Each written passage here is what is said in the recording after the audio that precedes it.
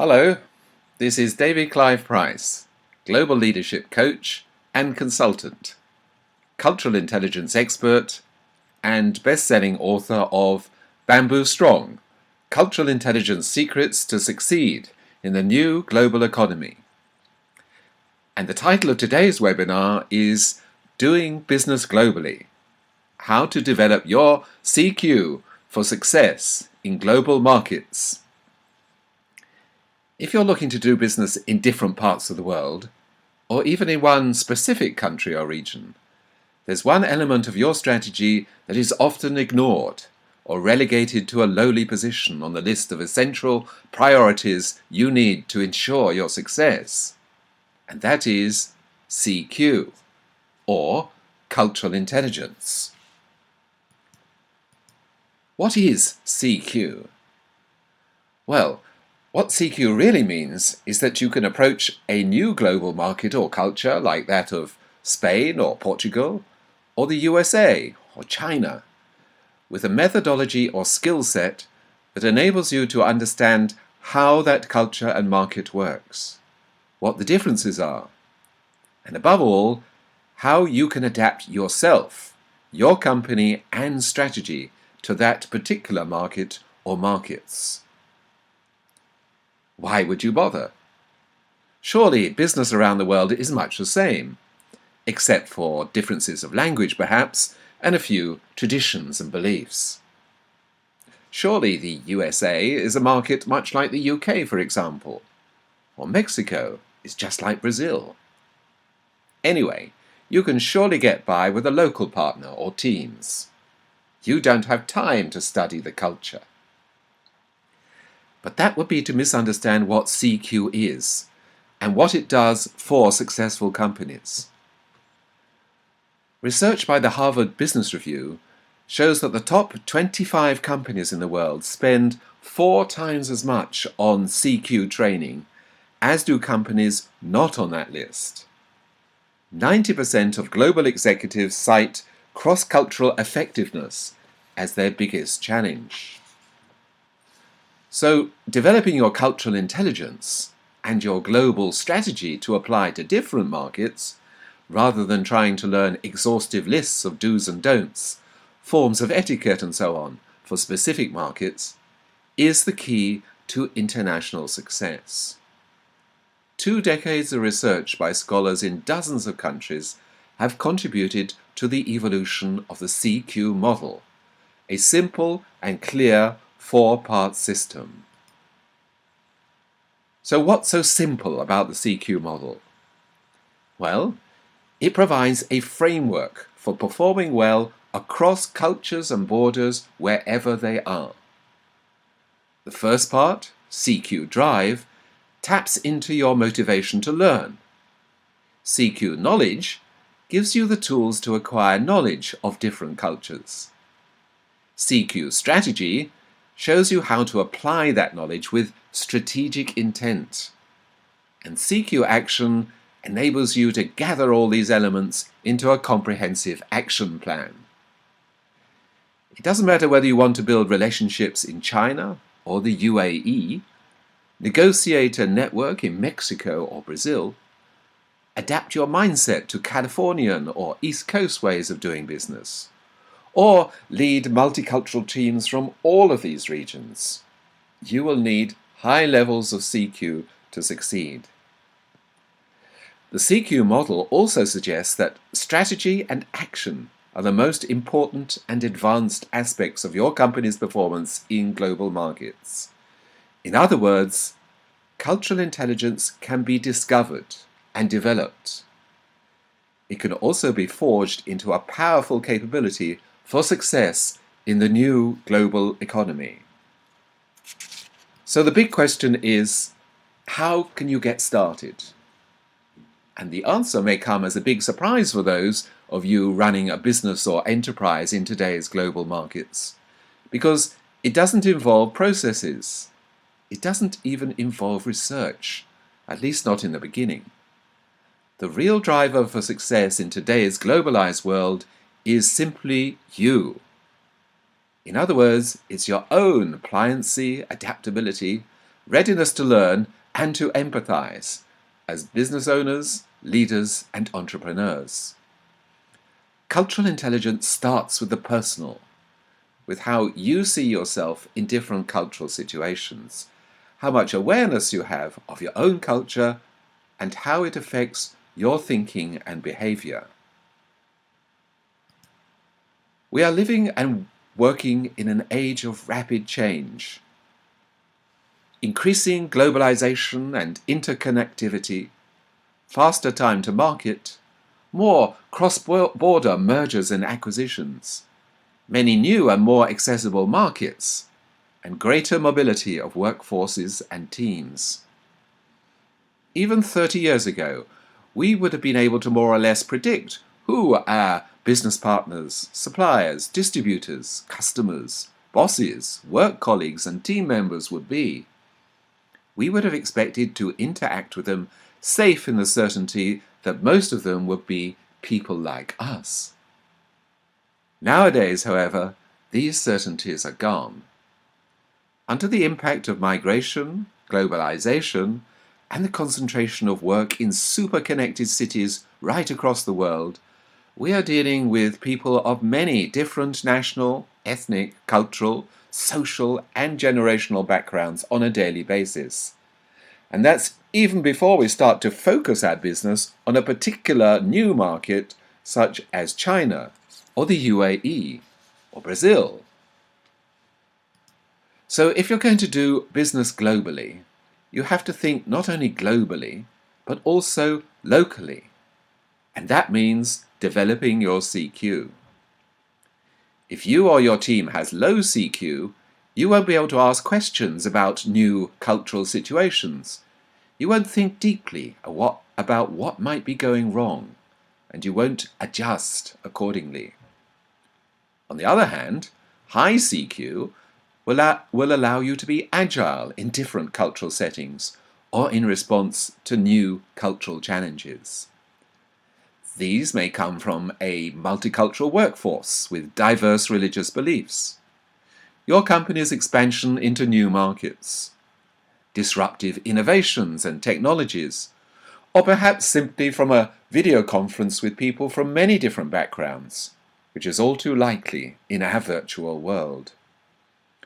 Responsiveness and sensitivity are what count, and you can't build this high CQ in one day. However, you can learn from the mistakes around you to develop your cultural intelligence skills over time.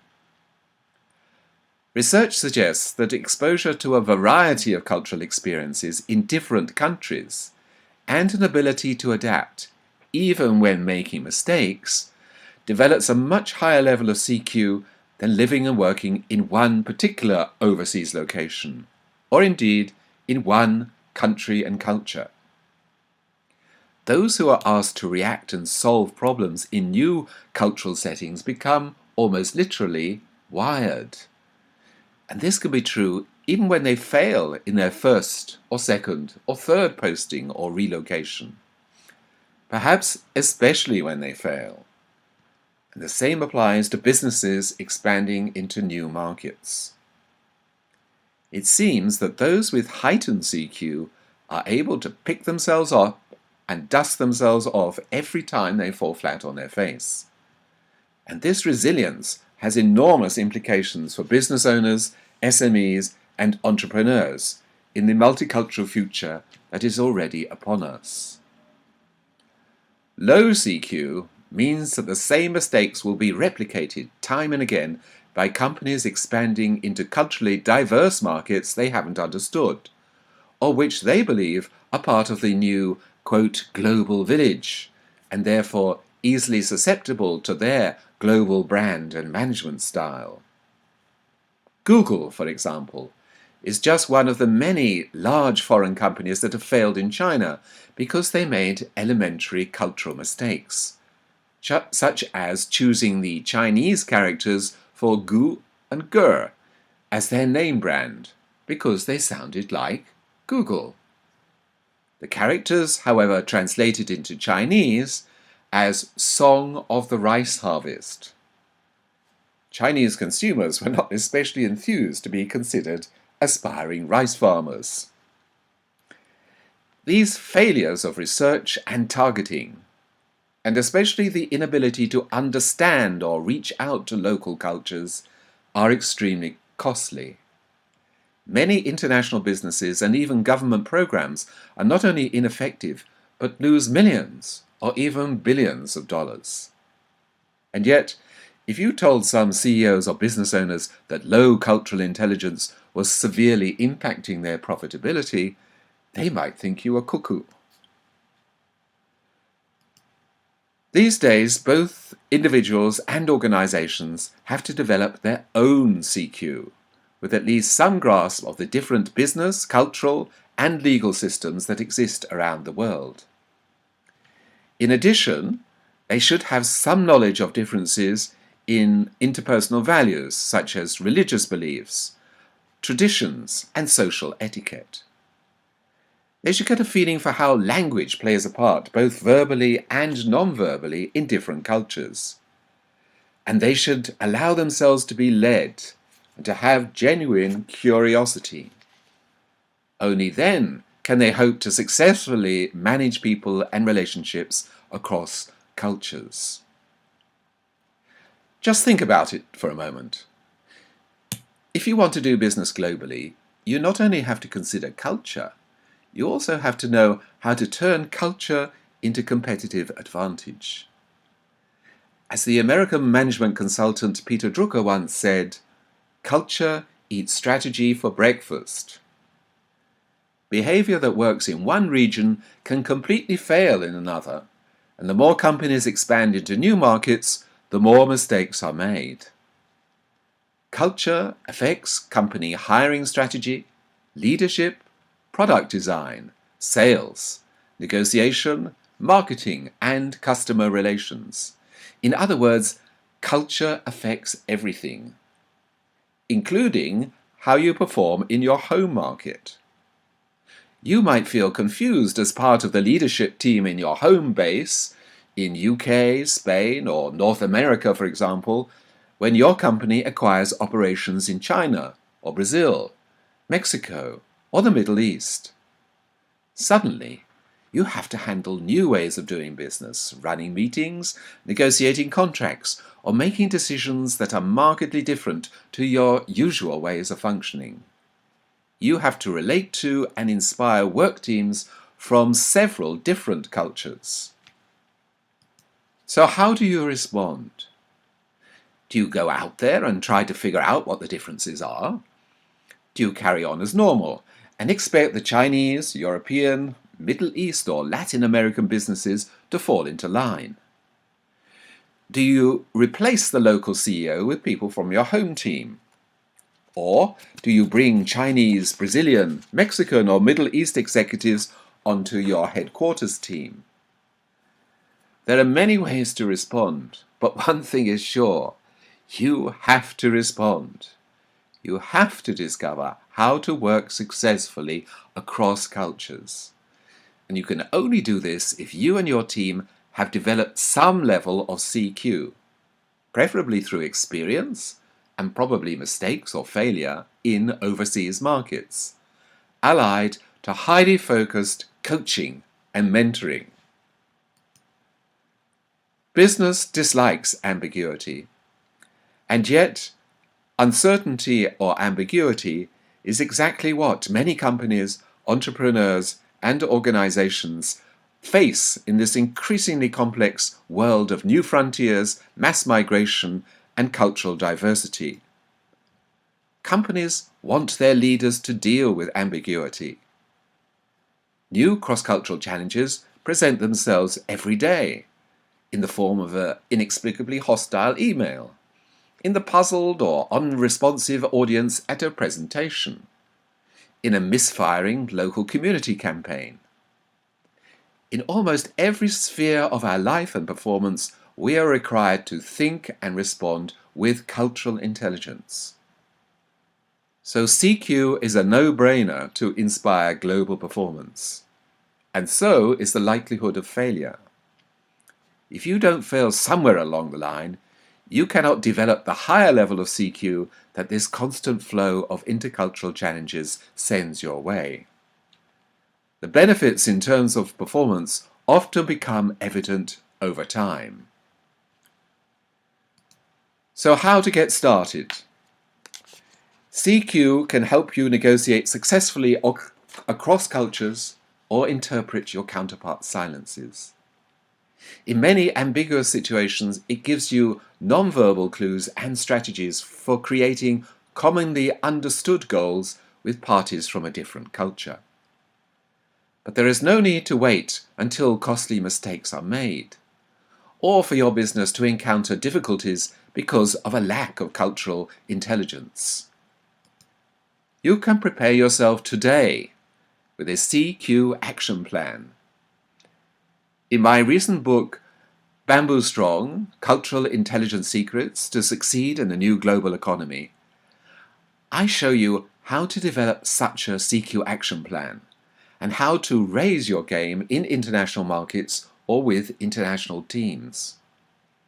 In each chapter of the book, I explore the four-part framework of the CQ model and illustrate it with strategies, personal examples, and stories from all around the world. And at the end of each chapter, I also provide a CQ planner to guide you on your cultural intelligence journey. The CQ planner includes a CQ leadership assessment tool so that you can discover your own level of cultural intelligence and that of your colleagues or your teams. And using the results from this assessment tool, you can plan the strategies and actions that you will take, together with those suggested in the book, to raise your performance and maximize your profits in markets as diverse as China and the UAE, Mexico and Brazil, or within Europe itself. In fact, it doesn't matter where your market is. If you have the right cultural intelligence tools, if you have the necessary confidence from developing your CQ, you are bound to succeed. But, as I said earlier, it all depends on you. So what to do next? You can download a free copy of the CQ Planner at the following link: davidcliveprice.com/planner. You can also find out more about how the Bamboo Strong and programs can help your business expand in new global markets at davidcliveprice.com.